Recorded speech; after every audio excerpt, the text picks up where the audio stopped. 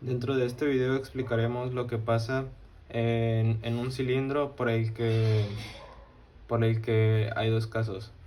Uno cuando corre agua y otro cuando no está corriendo el agua. En este caso el cilindro se refiere a una tubería de agua, como ya mencioné.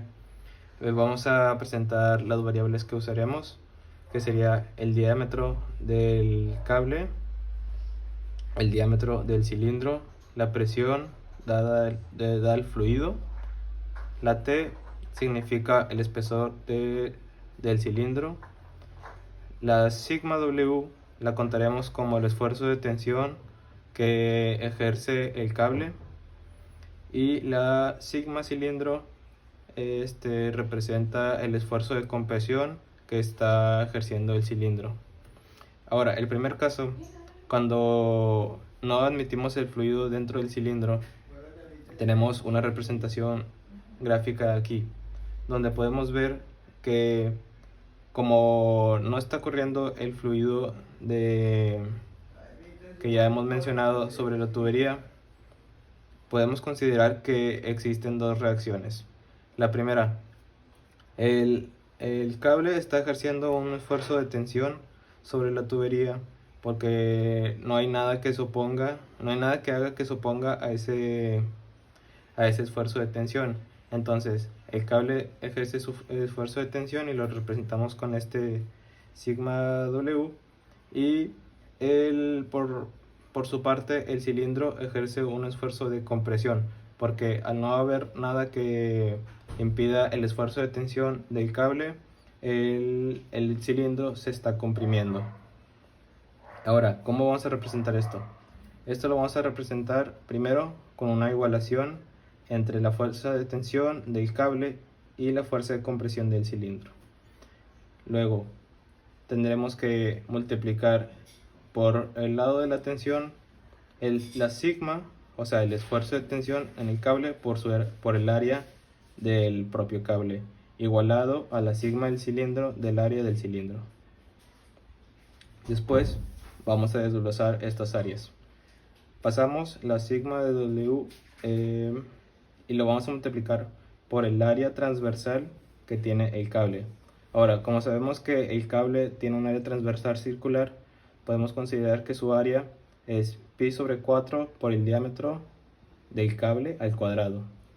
Y luego tenemos que considerar también el número de vueltas que está dando el cable. En este caso, como lo partimos a la mitad, para hacer una mejor representación de lo que está pasando, vamos a ver que aquí hay diferentes circulitos que representan las vueltas que está dando el cable en el cilindro.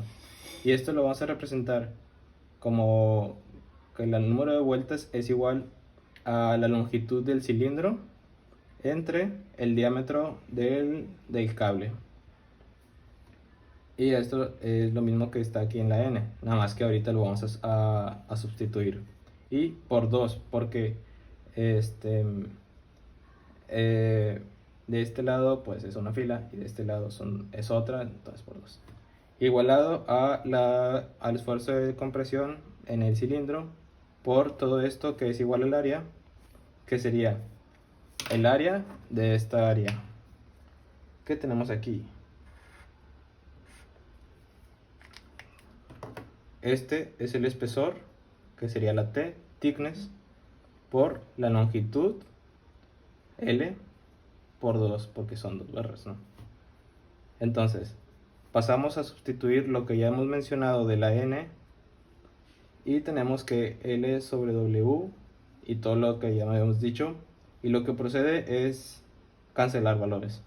Ahora, el cuadrado de este término de aquí, lo vamos a cancelar con lo que ya habíamos dicho de la n, queda cancelado, y esto queda solo el diámetro de la W sin el cuadrado. La L la cancelamos con la L que está al otro lado, y el 2 hacemos lo mismo, para que al final nos dé pi sobre 4 por el esfuerzo de tensión del cable por el diámetro del cable, igualado al esfuerzo de compresión por el espesor. Y resolviendo para el esfuerzo de compresión del cilindro, queda igualado a pi sobre 4 por el espesor, por el diámetro del cable, por el esfuerzo de compresión, de tensión del cable.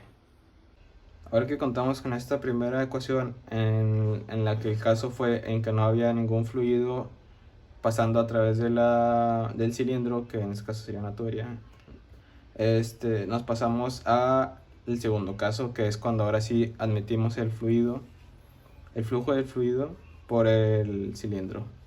Ahora, lo que sucede aquí es que las fuerzas que habíamos mencionado anteriormente, los esfuerzos de tanto de tensión como de compresión del cable y del cilindro, se dirigen en la misma dirección, pero tratando de igualar y mantener el equilibrio a otro tipo de fuerza que ahorita vamos a mencionar.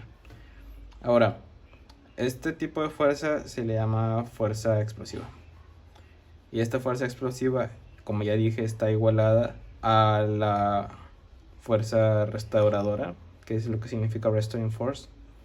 Fuerza restauradora tanto del cable como del cilindro, que es lo que trata de mantener el equilibrio en este ambiente, para que obviamente no, en un caso práctico, no suceda la explosión de las tuberías y eso. Ahora, ¿cómo vamos a representar esta fórmula matemáticamente? La fuerza de explosividad la vamos a considerar como la presión que está haciendo el fluido por el área por donde está fluyendo. Ahora, lo igualamos al sigma del cilindro. Este sigma del cilindro no es el mismo que habíamos mencionado aquí. Por eso lo vamos a denotar con un asterisco. Por el área transversal, como ahorita lo hicimos, más la fuerza el esfuerzo del cable por su área también. Ahora, esta área, como lo hicimos anteriormente, las vamos a desglosar. El área por donde pasa el fluido la vamos a identificar como una D por L. ¿Qué significa la D? En este caso, la D mayúscula va a significar el diámetro de la tubería. Y la L, como ya habíamos mencionado, significa la longitud del cilindro. Lo igualamos a el esfuerzo que está haciendo el cilindro por el espesor, como ya habíamos dicho, esta área transversal, el espesor y la longitud por 2, como habíamos hecho anteriormente, más el esfuerzo que está haciendo el cable por el área transversal del mismo, que es pi entre 4 por el diámetro del cable al cuadrado, por la n, que ya la habíamos declarado aquí anteriormente como la longitud del cilindro entre el diámetro del cable por 2. Ahora, simplemente vamos a sustituir la n de y para poder cancelar términos. Ahora vemos que aquí tenemos términos comunes como la L y el nada más. Entonces cancelamos la L del lado izquierdo y del otro lado, el lado derecho, la L de aquí y la L de acá. Cancelamos el 2 con el 4 y va a quedar un 2 aquí. El cuadrado del diámetro del cilindro también lo cancelamos con la n que habíamos declarado, para que nos quede al final una ecuación de la presión por el diámetro del cilindro igualado a 2 por el espesor por el esfuerzo que está haciendo el cilindro, más pi entre 2 por el diámetro del cable por el esfuerzo que está haciendo el cable. Ahora nos dirigimos hacia la última parte de nuestro análisis de una tubería con cable enrollado. Ahora lo que vamos a igualar sería el cambio de la deformación en el cable igualado al cambio en deformación del cilindro. ¿Cómo lo vamos a igualar? Ahora tenemos que expresar el esfuerzo que está haciendo el cable, pero cuando está fluyendo el agua, por ejemplo, si fuera el caso, entre el módulo de elasticidad del cable menos el esfuerzo que estaba haciendo el cable, pero cuando no pasaba ningún fluido, sobre el mismo módulo de elasticidad. Eso se refiere entre final e inicial. Igualado a la deformación dada por el fluido menos la deformación por la compresión. Ahora pasamos hacia el siguiente paso, que sería sacar el factor común, que sería la elasticidad del cable, y nos queda entre el paréntesis la resta del esfuerzo que está haciendo el cable cuando pasó el fluido y cuando no, igualado al mismo factor común, que solo cambia en que es de un distinto módulo de elasticidad porque es del cilindro, y en el paréntesis queda el esfuerzo que está haciendo el cilindro cuando pasa el fluido menos un mu, que será el rozamiento, por el esfuerzo por L, el esfuerzo de L, menos el esfuerzo del cilindro cuando no pasaba ningún fluido sobre el módulo de elasticidad del cilindro.